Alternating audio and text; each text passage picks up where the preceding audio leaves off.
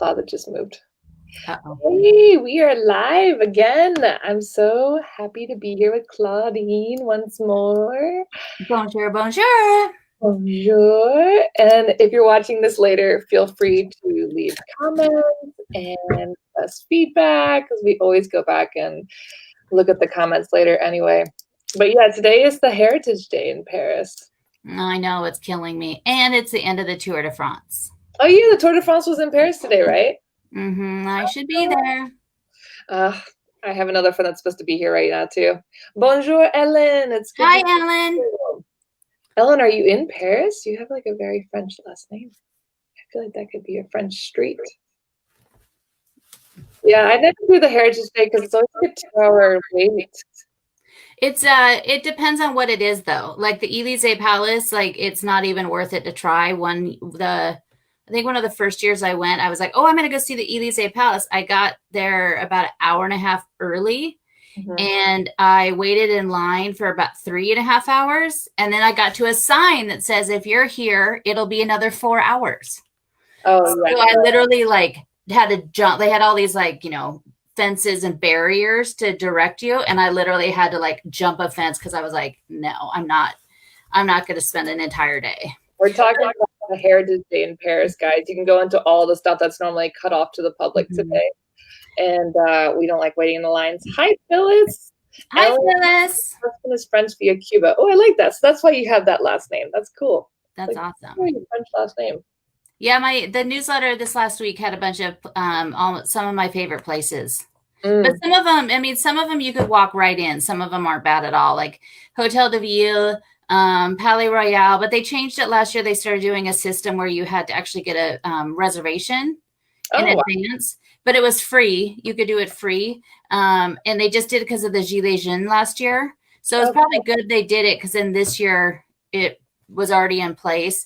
And I have a few friends that said that they went places and it wasn't too bad. Yeah, the one time I did do it for the Heritage Day, I went into the sewers, the Paris sewers, which sounds disgusting, but it actually didn't smell bad or anything like that. It was just really interesting because you can go under the city and see, like, they designed this crazy system that was like way advanced for the time period. So if you ever do come to Paris for the National Heritage Day, which is always the first weekend in September, I believe. Third weekend. It is the 20th already. Oh my gosh. Where did September go, guys?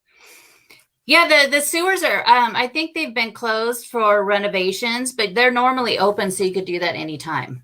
Yeah, but they're free the third weekend. Yeah, everything's free today or this weekend for Heritage. I just saw the vintage cars because I had a photo shoot there, and then I was like, bye, I'm going home now. It's my favorite weekend. It makes me sad that I can't be there. Next year. Definitely be better next year.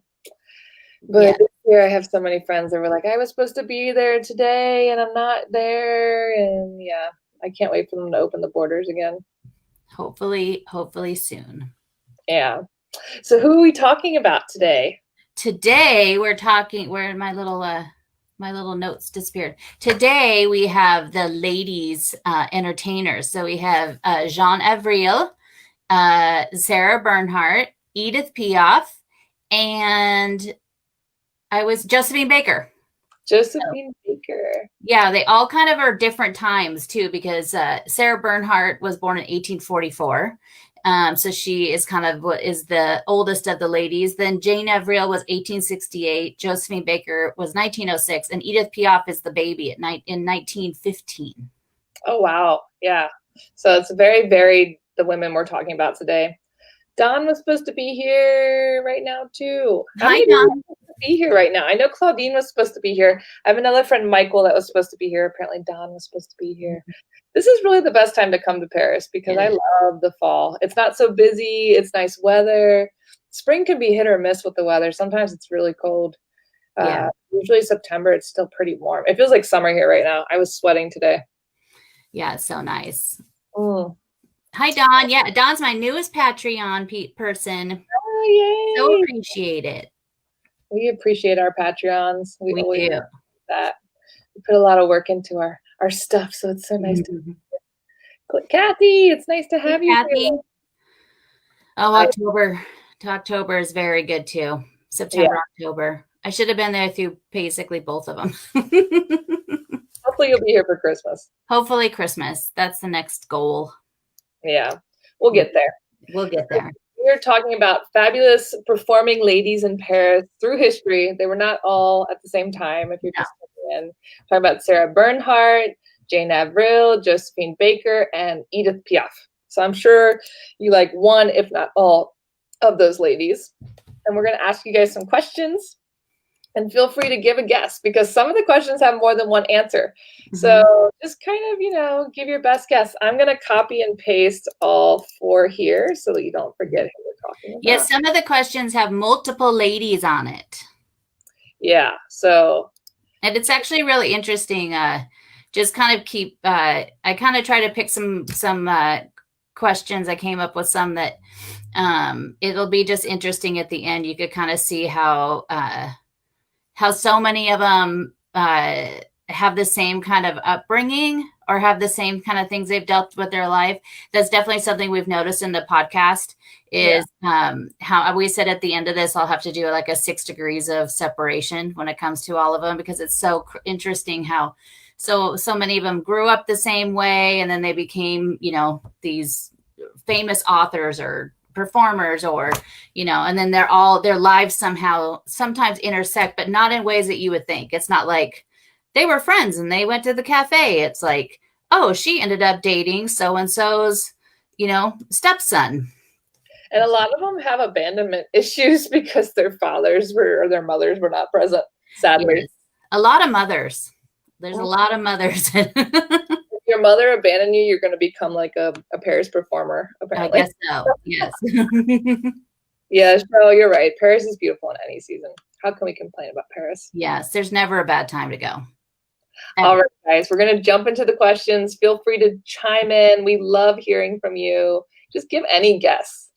So our first question is, which of the ladies had little to no relationship with their mother? As we were just talking about, this probably has more than one answer. So out of our 4 ladies, who do you think had little or no relationship with their mother?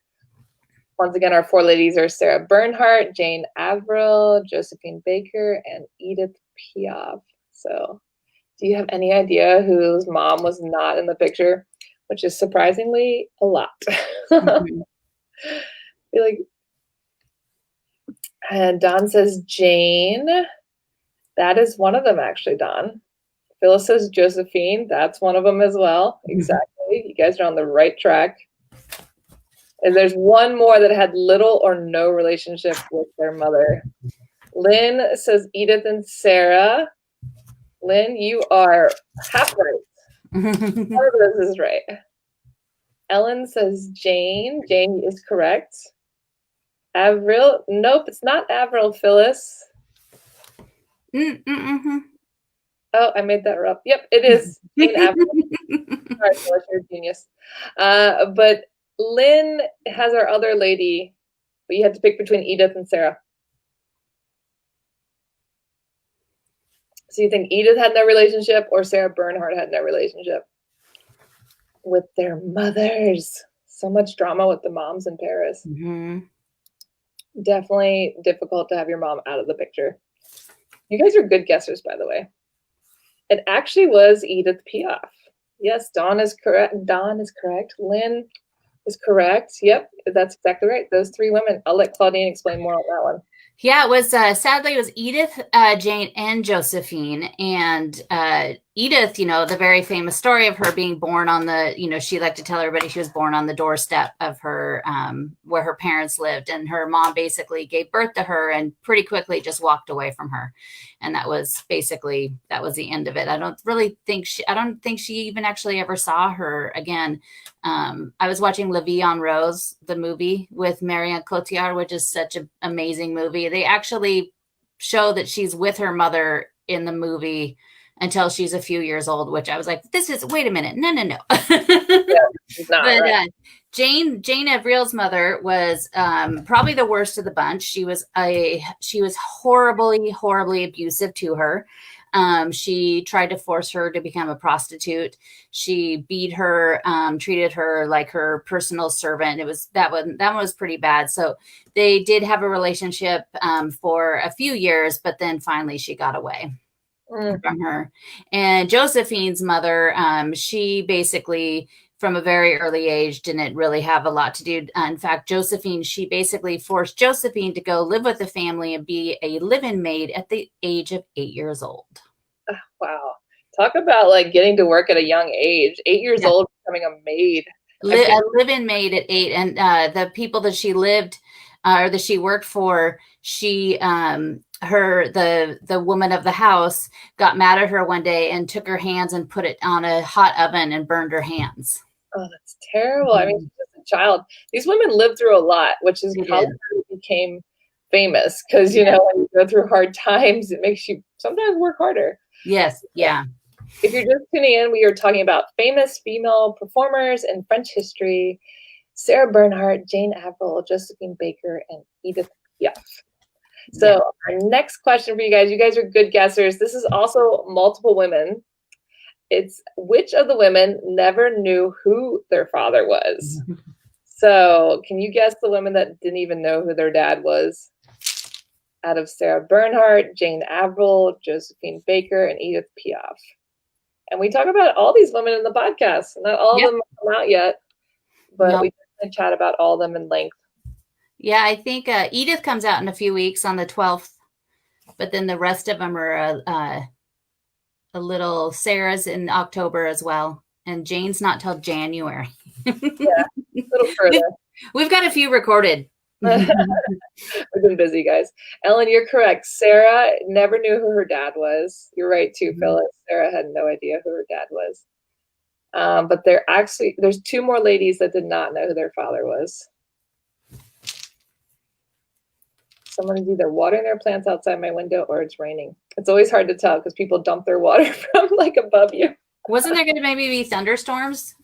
There were yesterday. It was really wild to watch the thunder over the city. It was really cool, actually. I've never seen thunder in Paris until this year.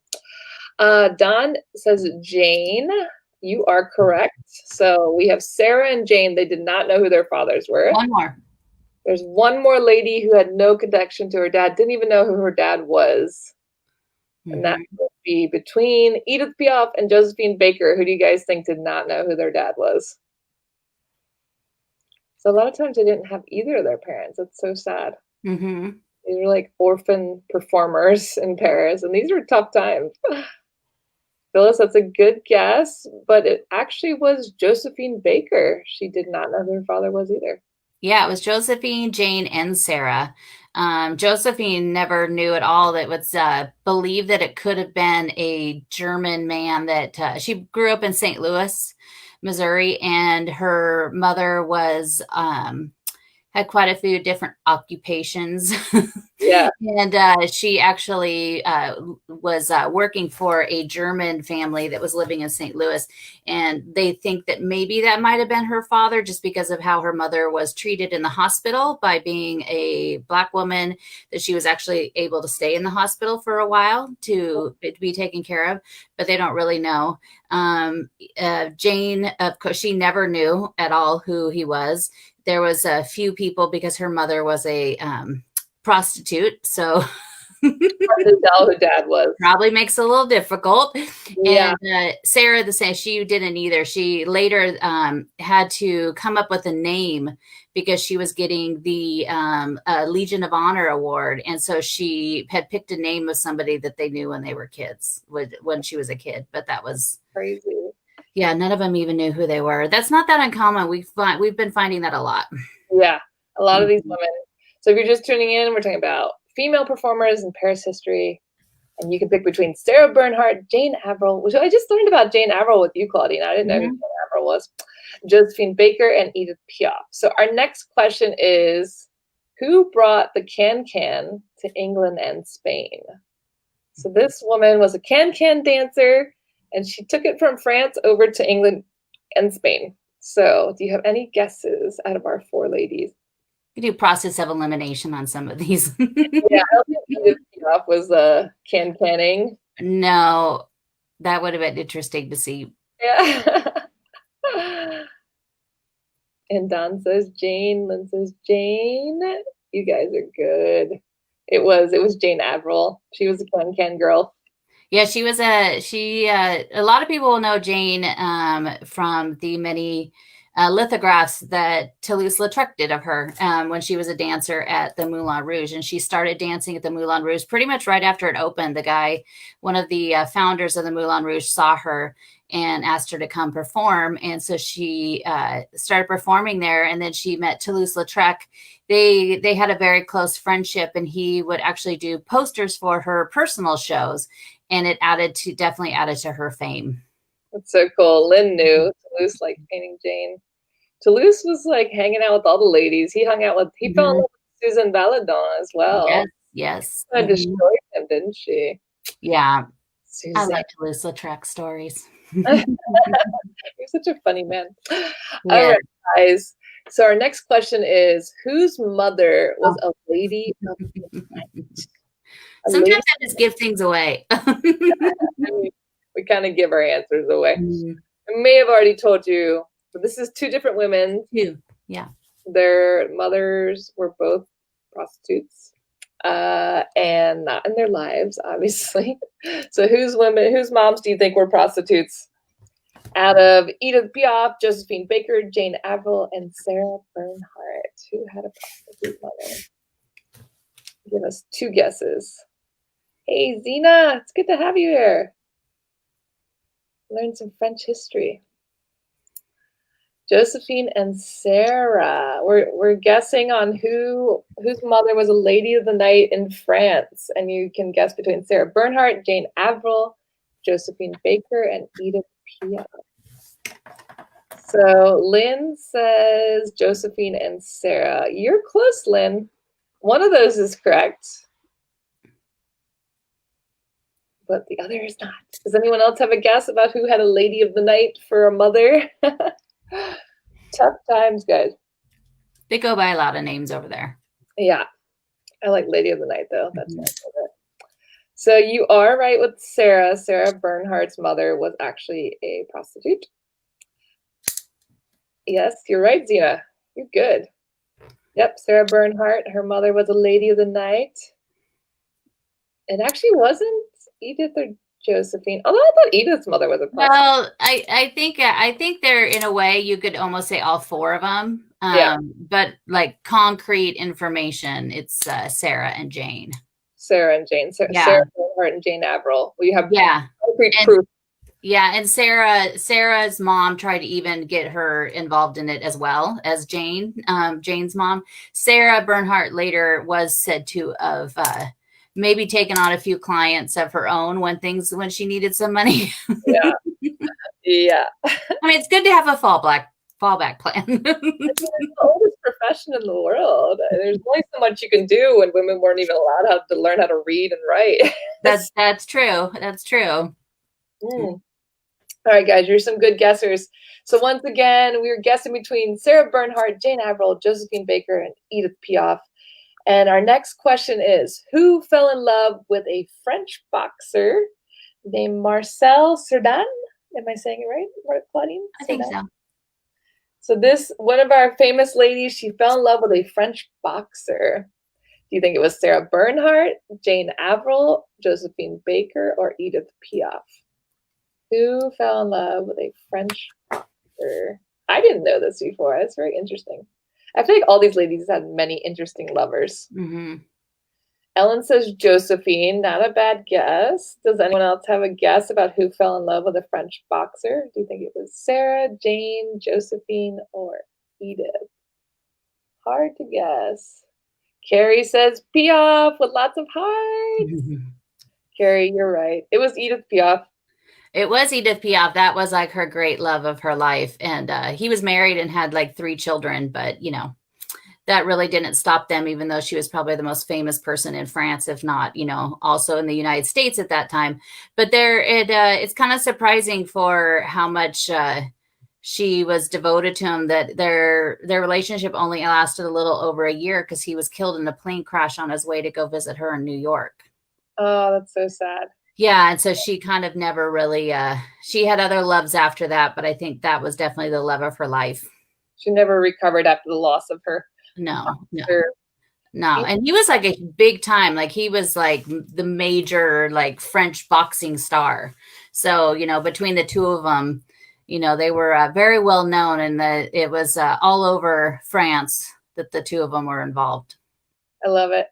Don and Phyllis and Carrie are the winners on that one. All right, guys. So the next question is, who became a nurse during the siege of Paris? So this would be good if you know timing and when people were born. I would not have known this, but during the siege of Paris, who became a nurse? So was it Sarah Bernhardt, Jane Avril, Josephine Baker, or Edith Piaf? It was 1870. I'll give you a little hint. Oh, yeah, 1870. So if you know when any of these women were alive, that kind of helps a little bit. Mm-hmm. But they became a nurse. How does one just randomly become a nurse? I guess you can just, I think in those kind of situations, they just need anybody. They need a, yeah. They need a hand. Yeah, they need anybody to help and patch people up. And yeah, definitely bloody times. Lynn says Sarah Bernhardt. Not a bad guess, Lynn. Does anyone else have a guess about the siege of Paris? Don says Sarah Bernhardt as well. You guys are correct. It was Sarah Bernhardt. It was Sarah, and as the siege of Paris was getting closer and closer, she ended up setting up basically they turned the Théâtre de l'Odéon into a makeshift hospital. And so they had filled it with cots and everything. And when they started running low on coal or wood or anything, they started like cutting up and burning the scenery and the furniture. But she would like assist with operations.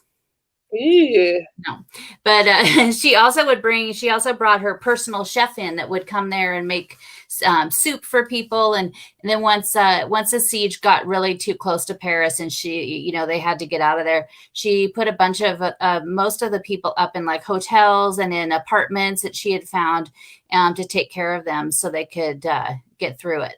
Well, she sounds like she helped me in many ways. I wouldn't mind a personal chef while I was in the hospital. Yes. So Lynn, Don, and Phyllis, you guys got that one, but I would not be helping anyone with surgery. I would immediately pass out. No, that wouldn't be. I would. No, thank you. No, all right. Next question. I think we already kind of talked about this, but let's see if we're paying attention. So which performer was captured in lithograph images by Toulouse-Lautrec? So which performer was captured in lithograph images by Toulouse-Lautrec? Was it Sarah Bernhardt, Jane Avril, Josephine Baker, or Edith Piaf? So if you were paying attention, we kind of already talked about this. Mm-hmm. That's my fault. I'm so excited, guys.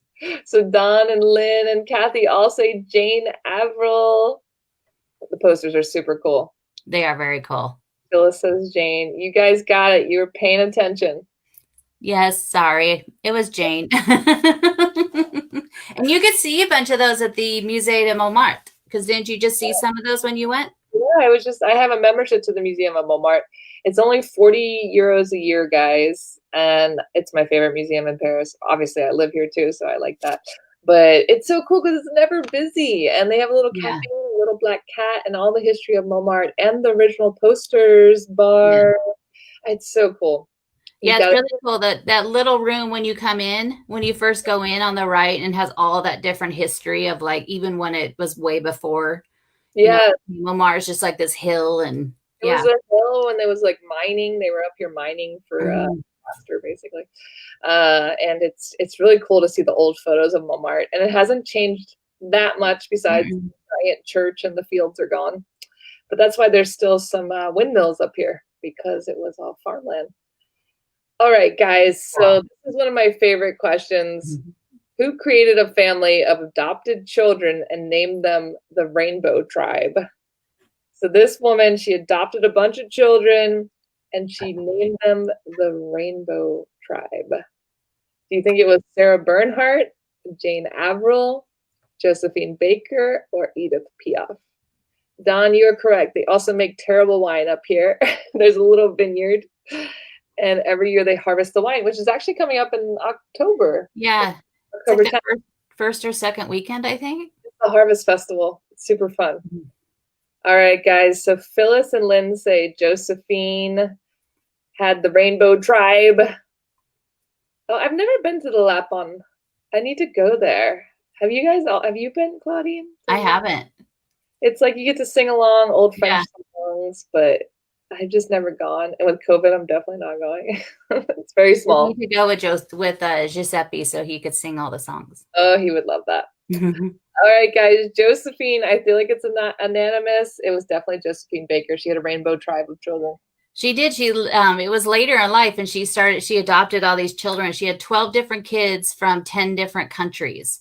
And she called them the Rainbow Tribe. And it was actually pretty interesting because she all raised them in their own religion. So it wasn't like, they came from somewhere else and she was like, now you're a Catholic because you're in France. But they all were raised differently. After we did the recording, I was looking up some info to see if I could find, who some of them are. And I think some of the kids kind of, she adopted them all, but then she was off running around performing.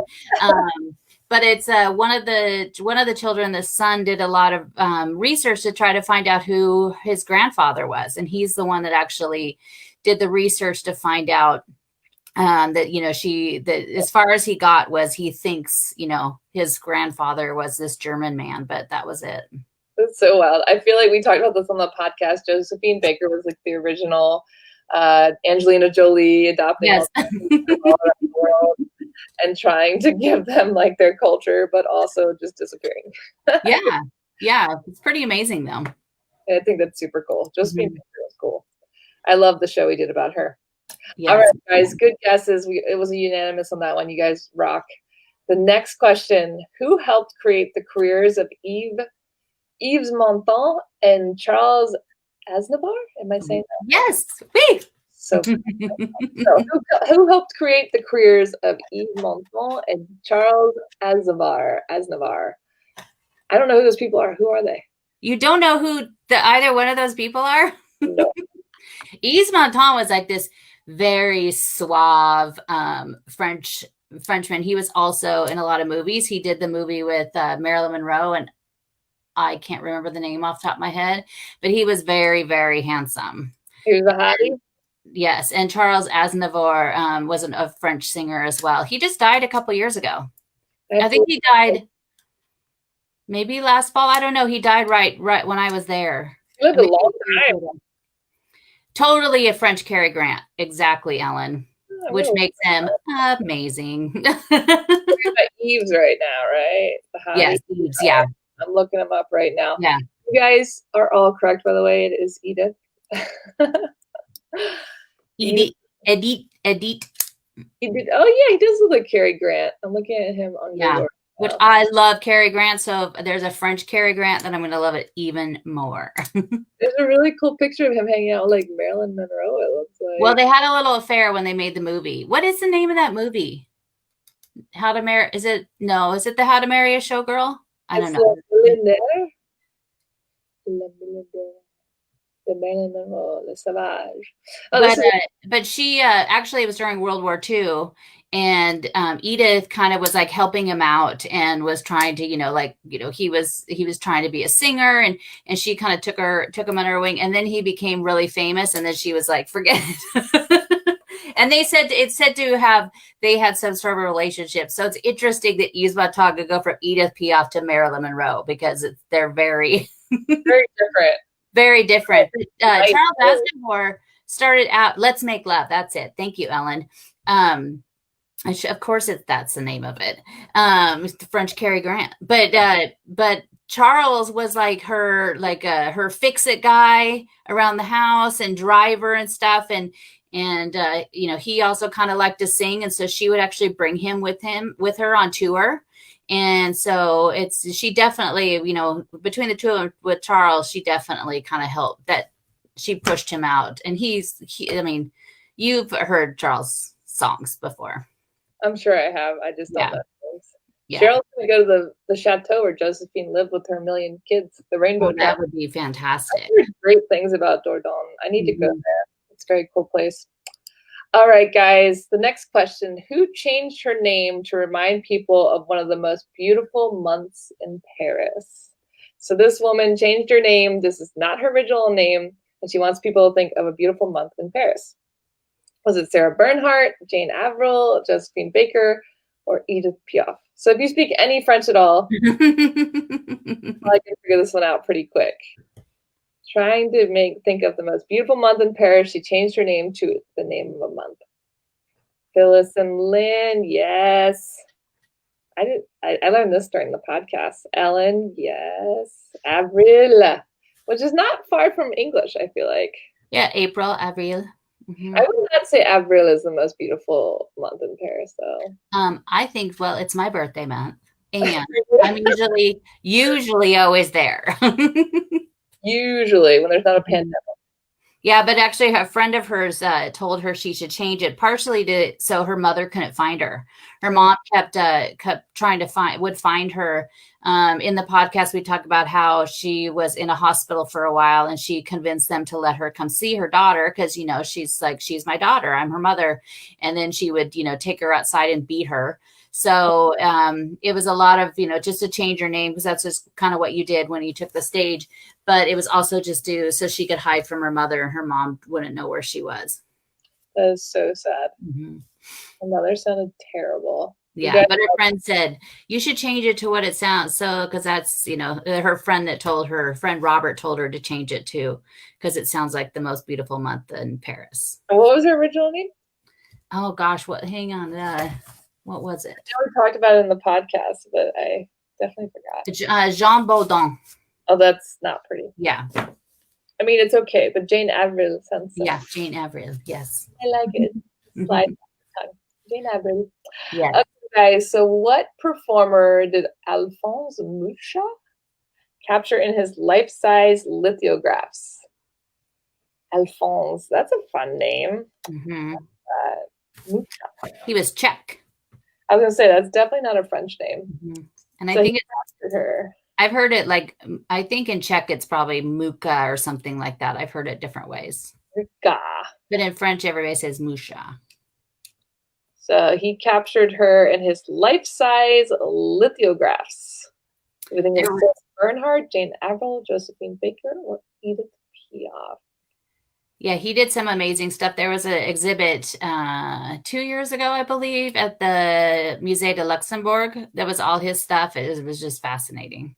Oh, and they had some of these lithographs. I mean, they're life size. They're huge. So cool. All right, guys. So Lynn is correct. Phyllis and Ellen are correct. It was Sarah Bernhardt. It was Sarah, and she. How it happened is kind of funny because she was doing a new show and she wanted a poster made for it. And it was the day after Christmas. And so she called the agency that usually took care of this for her. And it was the day after Christmas. So everybody was out and on vacation and only two people were there whoever was answering the phone and Alphonse. And she said, I need this poster and I need it in 5 days. I need it by the 1st. And so he said, oh, okay. It's like, well, I could do it. And so he, did these fantastic lithographs and she absolutely loved them. And so they worked together for the rest of her career. And he created these huge ones. Like she played, she was Jeanne d'Arc in a play. And they were just fascinating. They'd hang around Paris, as advertising posters. And they were so sought after that as soon as people hung them up, people would steal them. Oh, that's so crazy. Yeah. Which I hope some of those people still have those in their family. Yeah, they're like sitting in someone's basement right now. Yeah. No idea they're there. All right, guys. So who arrived in France in 1926 and was an instant success with her exotic moves? All right, guys. So 1926, exotic moves. What do you think? Sarah Bernhardt, Jane Avril, Josephine Baker, or Edith Piaf? I think she's one of my favorites out of this group for sure. Ellen says Josephine. Who do you guys think? Lynn says Josephine. I think the words exotic moves and exactly, banana skirt go hand in hand. Mm-hmm. It was Josephine Baker, you guys. You're good guessers. Hello, Catherine. Hey, Catherine, happy birthday. Oh, happy birthday, Catherine. Kathy's birthday today. So fun. She was part of the Heritage Weekend. Don says Josephine Baker. You guys are right. She was. You guys are so smart. You are smart. Yeah, it was Josephine. She was pretty young at the time, and she decided there was a troupe coming to Paris. She wasn't really loving, being in the States even at that time, and decided to leave and come with this troupe. And she basically was on the stage like within days, and the hit of Paris at the time, because they just hadn't really seen anything like that. And she's famously known for dancing in the banana skirt, which didn't have that many bananas. Only one banana on that skirt. Yeah, but she definitely came and took Paris by storm very quickly. I love her. That's all the best you see of her. That banana skirt made her so famous. Yes, yeah, the banana skirt and it was a flamingo feather, I think, that she just basically, there was one flamingo feather and it just hung down in front, we should say. I love that in America she didn't really become popular, but in France, like, they just loved her. Yeah, but she was also like, she was really ahead of her time in a lot of ways, and really into civil rights and everything. So yeah, we love her. She was pretty awesome. And her rainbow tribe and her skirt. Yeah, and her rainbow tribe. I love it all. All right, guys. Whose temper got her in trouble more than a few times? I feel like this could be all of our ladies. Temper got her in trouble more than a few times. Do you think it was Sarah Bernhardt, Jane Avril, Josephine Baker, or Edith Piaf? Who had a temper, guys? I would imagine like Edith Piaf had a temper. I could just, she was such a tiny little bird, but like I feel like she could have some fire in her. Yeah. Yeah, in the movie last night, she definitely gets pretty fiery. That movie, like, you have to watch that movie, La Vie en Rose, if you haven't seen it before. I saw it. It's been a while since I saw it, but Marion Cotillard, like, she won the Oscar for it, and you're about, 30, 40 minutes into the movie, and you're like, yeah, this is why she won the Oscar. She's just so unbelievable. She just became Edith. Yeah, and I mean, Marion is a very beautiful woman, and Edith, there's times you're like, ooh. They were able to bring down her beauty a little bit. Yeah, she, I mean, addicted to morphine and everything else didn't help her a lot. Doesn't help anybody's looks. So no. Says Sarah Bernhardt had a temper. Yeah, she got in trouble quite a few times. She actually, one time on the stage of the Comédie Française, she basically got mad in the middle of the play and slapped somebody. And so she was known to get really upset and get physical at times. And one time the door guy said to her, like, hello, bonjour, petite Sarah, called her little Sarah. And she got really mad at him for saying it. And she had an umbrella. She hit it over his head, broke the umbrella. And she got in big trouble for that. But later when he retired, she bought him a house in Normandy. So. I mean, if you hit me in the head with an umbrella, but you buy me a house, I think I could be okay. Yeah, I mean, I think an umbrella better than, I don't know, something even bigger. But she got in trouble and she'd have to leave theaters and go someplace else. So at one point she kind of was almost running out. She had to create her own troupe and her own theater because she kind of was running out of places she could go to. So many people angry. She just had to give up. Yes. Oh, that's funny. Mm-hmm. All right, guys. So who was saved from killing herself by jumping in the Seine, but a handful of prostitutes stopped her? So this woman out of our group was going to jump in the Seine. She was going to kill herself, but a handful of prostitutes, some helpful ladies of the night, saved her. Do you think it was Sarah Bernhardt, Jane Avril, Josephine Baker, or Edith Piaf?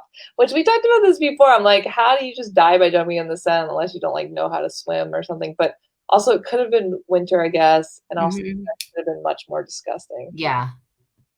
There's a lot of prostitutes. We talk about prostitutes a lot. We talk about prostitutes a lot. I feel like that's part of Paris life. Still today. The courtesans, that's different. I can't wait. I can't wait to do a live stream about the courtesans. Yeah, those are the fancy ladies. Mm-hmm.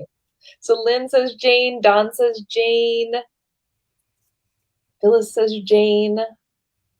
I mean, Jane was going through some tough stuff. It would make sense that she'd want to kill herself. But they all went through tough stuff, honestly. They definitely did. But you guys are super genius, and it was Jane Avril. She tried to kill herself, but the hooker saved her. The hooker saved her. It's I think in the recording we said something about it. It's like a Julia Roberts. It's a Julia Roberts type of hooker.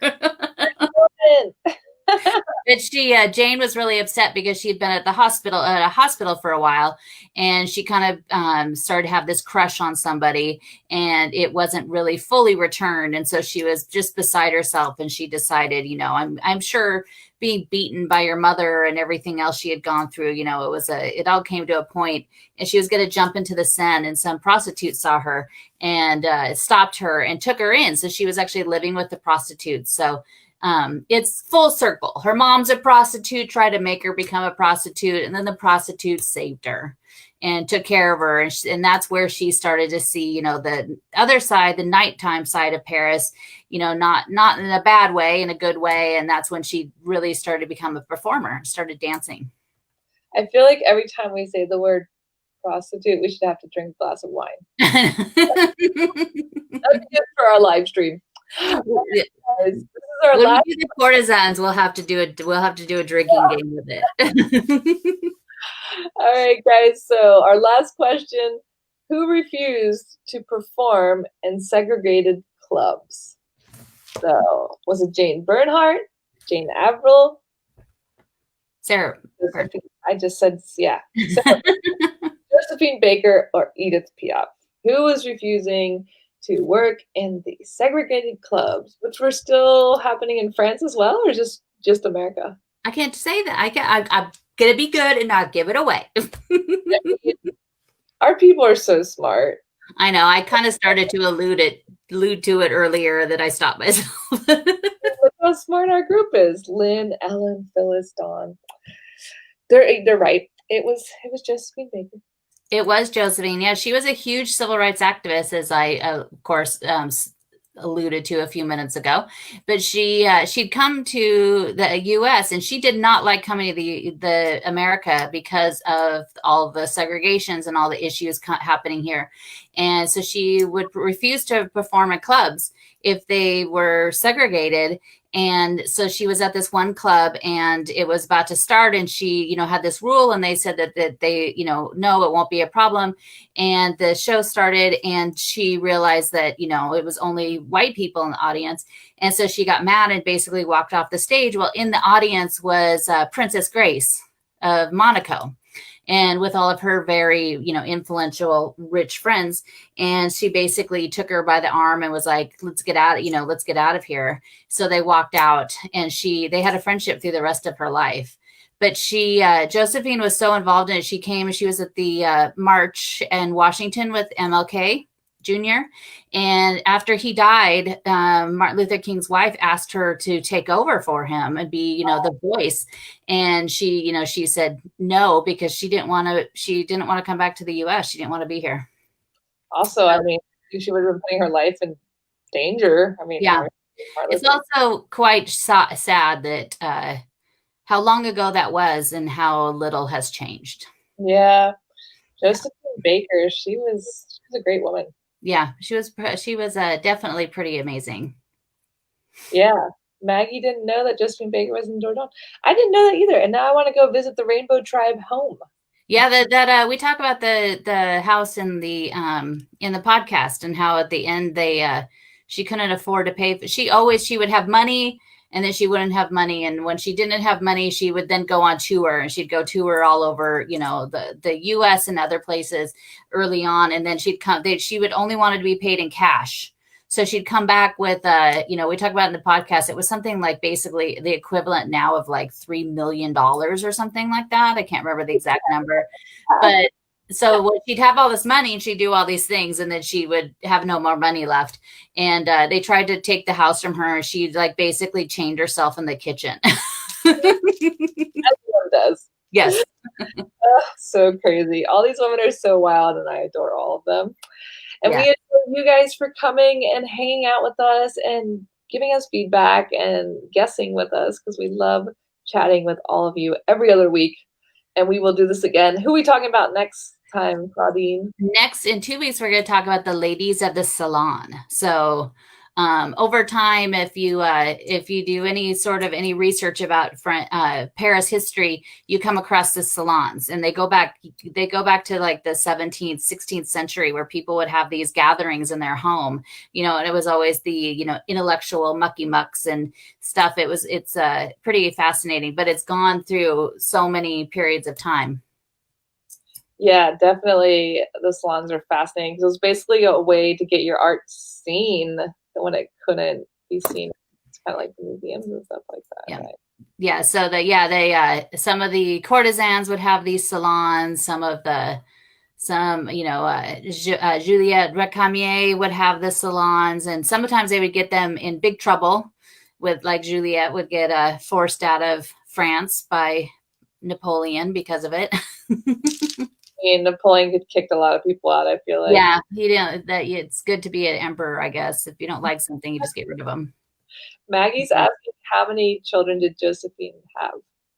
12. 12. Oh my! Wow. Yeah. Well, they were all adopted. That's so crazy. Yeah. 12. But she must have had help. I mean, she had millions of dollars. Yeah. Yeah. So she had 12. They from 10 countries, because a couple of them were from France. So. Oh, okay. Yeah. Wow. She was definitely Angelina Jolie. She definitely was. Yeah. And next Sunday, is everybody doing? Hopefully people are in the book club. We're reading this fantastic book about Widow Clicquot. And I think next week we're doing the Zoom for it. So we'll chat live with you guys about the book. So if you haven't started the book, just check it out this week. You don't have to finish, and just come chat with us. We'd love your feedback on what you think about the book. Yeah, and even if you don't read it, join us anyway. Yeah. Hang out with us. Yeah. And if you want more information, just send me or Claudine a message, and we'll send you all the information. And we read a different book every month about a different French woman in history. So it's always fun. It's always different. And I can't believe it's already September 20th, guys. This is so crazy. I know, it's so crazy. Really yes. But I also wanted to, I'm going to put it out this week, but I am going to start doing, even though I can't be in Paris right now, there's a few things I'm going to do. I added a very limited tier on my Patreon for just $5 a month.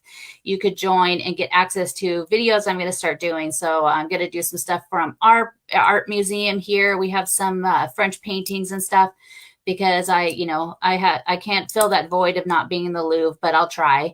And I'm going to start doing a bunch of different live videos that are just going to be for Patreon. So check that out. It's on Patreon is Bleu Blanc Rouge. So BLEU. Perfect.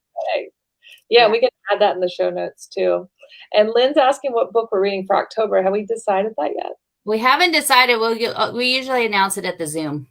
Yeah. But if you guys have some suggestions of books, the one requirement is it has to be a woman in French history. So we haven't branched out past that yet, but it's some woman in French history.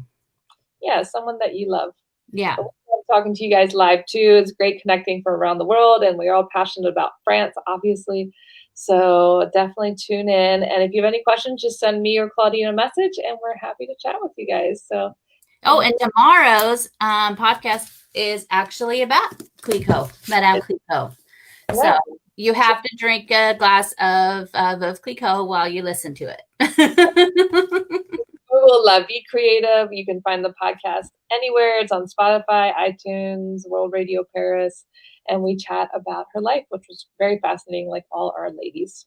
Yeah, she's pretty awesome. Oh, and one last thing is, I don't know if anybody on this list tuned in today, but Krystal's absolutely adorable fiance, Giuseppe, does a Italian cooking class every Sunday.